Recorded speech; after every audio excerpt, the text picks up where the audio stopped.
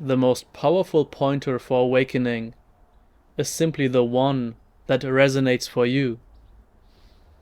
It is very easy to overlook this simple fact and to approach awakening from the position of a problem solver. If this is the perspective we're having, then we are assuming that awakening is about solving some kind of riddle, coming to some kind of definitive solution, so that we can finally be complete in the here and now.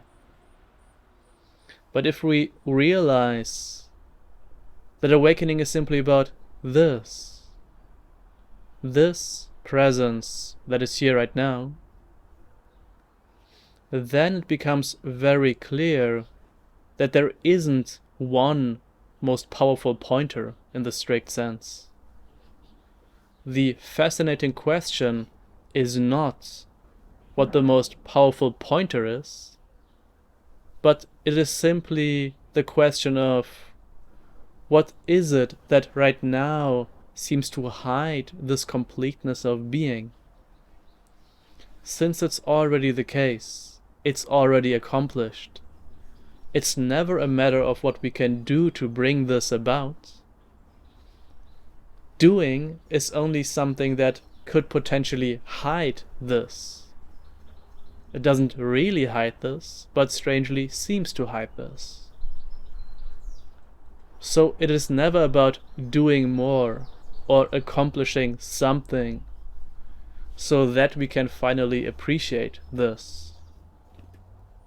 The time for enjoyment of this is here and now, always. So the only time where a practice or a pointer even becomes relevant is if there is some kind of fixation that can be skillfully addressed and dissolved through this pointer. So a pointer is only ever an antidote. It is not something to get hooked on. As soon as it's done its job of dissolving the fixation, we just release it and let it be. At the end of the day, the ultimate medicine is not going through the same pointer over and over again, but to simply be here now in this very awareness, this very presence that is not missing anything. If we want to appreciate it and live from it, we do so, relatively speaking, by being here. So we can't really call this a practice. It is not something to be done.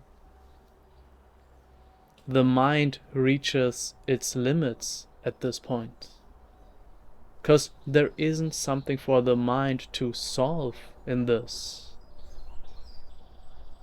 The mind can sometimes be used to unhook a particular fixation or go all the way to the edge of a limiting belief.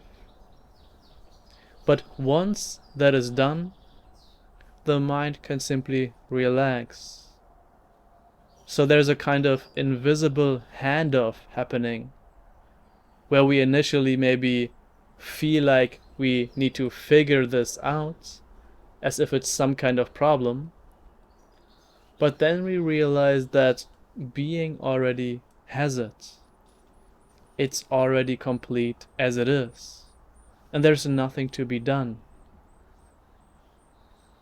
And if that's the case, we're simply here, naturally awake and fulfilled, fully involved with our conventional life, but not lost in it.